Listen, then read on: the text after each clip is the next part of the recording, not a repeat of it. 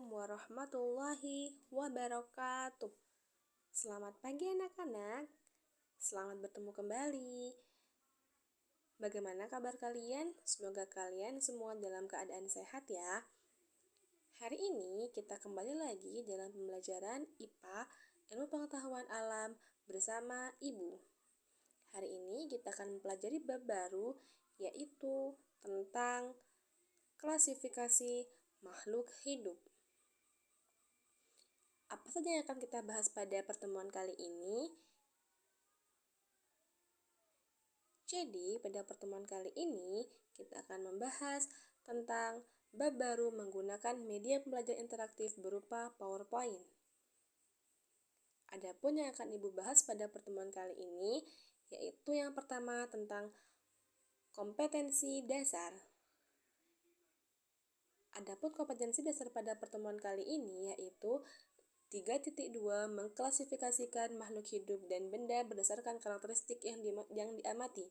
4.2 menyajikan hasil pengklasifikasian makhluk hidup dan benda di lingkungan sekitar berdasarkan karakteristik yang diamati. Selain KD, Ibu juga akan menjelaskan tentang tujuan pembelajaran. Tujuan pembelajaran pada pertemuan kali ini yang pertama, siswa mampu menjelaskan ciri-ciri benda di lingkungan sekitar. Kedua, siswa mampu menjelaskan cara mengklasifikasikan makhluk hidup. Ketiga, siswa mampu menjelaskan ciri-ciri makhluk hidup. Yang keempat, siswa mampu menjelaskan pengklasifikasian makhluk hidup. Yang kelima, siswa mampu mencocokkan klasifikasi tanaman secara umum. Dan yang terakhir, siswa mampu memiliki rasa ingin tahu, bertanggung jawab, disiplin, jujur, dan teliti. Harapannya, kalian mampu mencapai tujuan pembelajaran yang diharapkan dalam pembelajaran kali ini.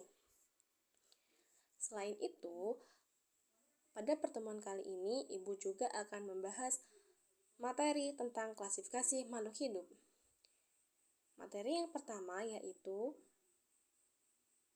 terdapat 4 gambar pada slide PPT. Pada gambar tersebut merupakan sebuah benda. Benda adalah segala sesuatu yang ada di sekitar kita. Benda pada dasarnya terdapat 2 jenis, yaitu benda hidup dan benda tak hidup.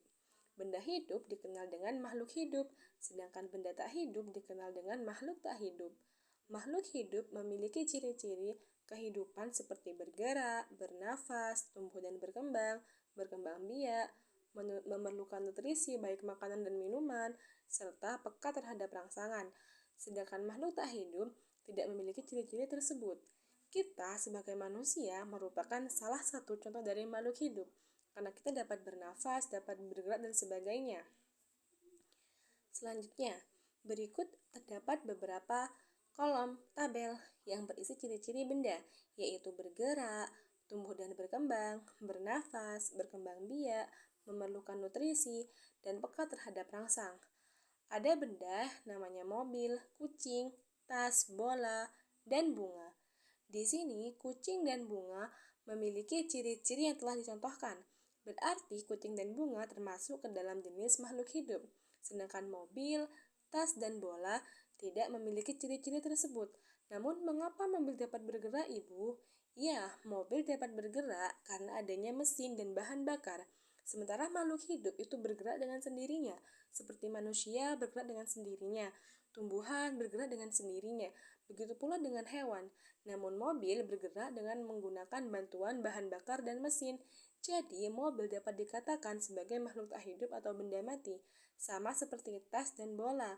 Sedangkan kucing dan bunga merupakan makhluk hidup, di mana kucing merupakan bagian dari hewan. Selanjutnya, ciri-ciri makhluk hidup. Terdapat 6 ciri-ciri makhluk hidup yang akan Ibu jelaskan pada pertemuan kali ini. Apa saja itu? Yang pertama, bernafas. Bernafas merupakan kegiatan meniup atau menghirup oksigen dan mengeluarkan gas karbon dioksida. Yang kedua, ciri-ciri makhluk hidup yaitu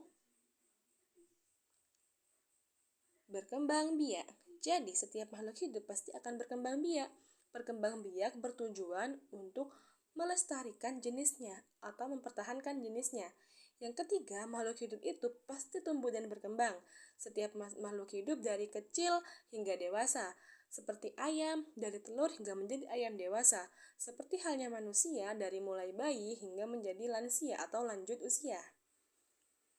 Ciri-ciri makhluk hidup yang keempat yaitu bergerak. Jadi, makhluk hidup pasti mengalami yang namanya pergerakan, seperti kita manusia. Manusia pasti akan bergerak.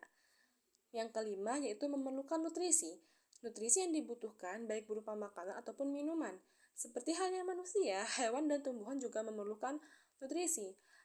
Manusia memakan makanan dari apa yang ia olah sendiri, sedangkan tumbuhan memakan makanan atau meminum melalui air yang disiramkan atau melalui proses fotosintesis, sedangkan hewan memakan menggunakan mulutnya melalui rumput-rumput yang ada di sekitarnya atau makanan lainnya.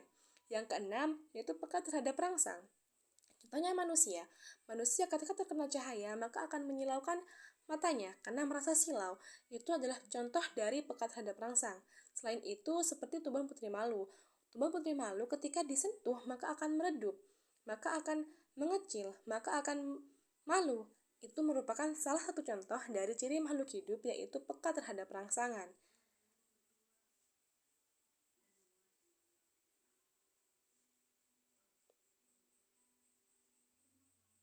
Selanjutnya yaitu tentang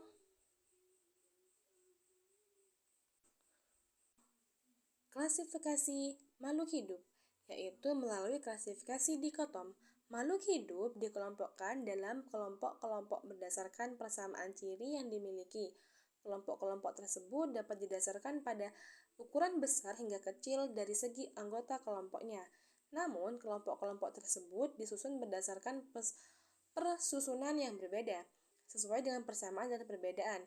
Orang yang pertama kali mengelompokkan yaitu bernama Linnaeus.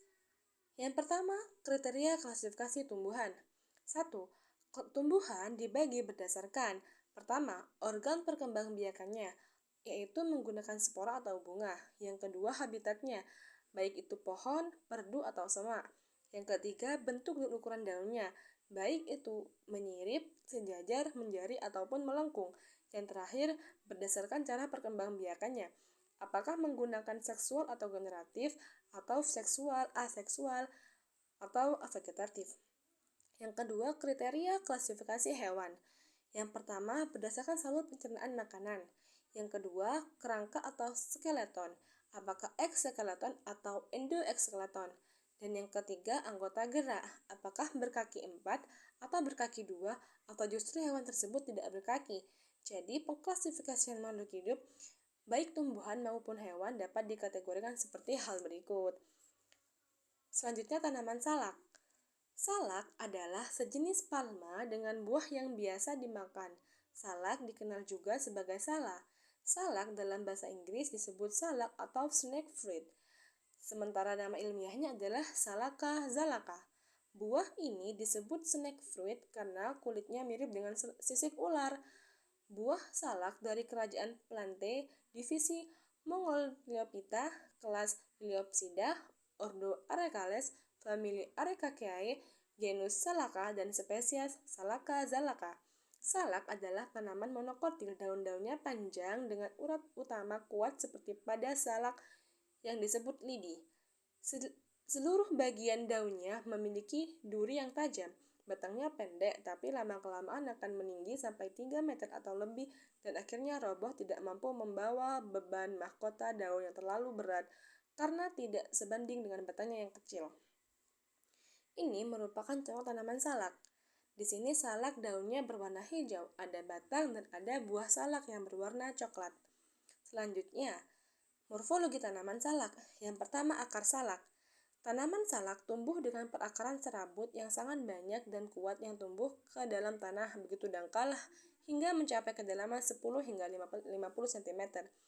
Akar salak berfungsi sebagai alat penyerap unsur hara dan air serta sebagai penopang tumbuhnya bagi tanaman itu sendiri. Yang kedua, batang salak.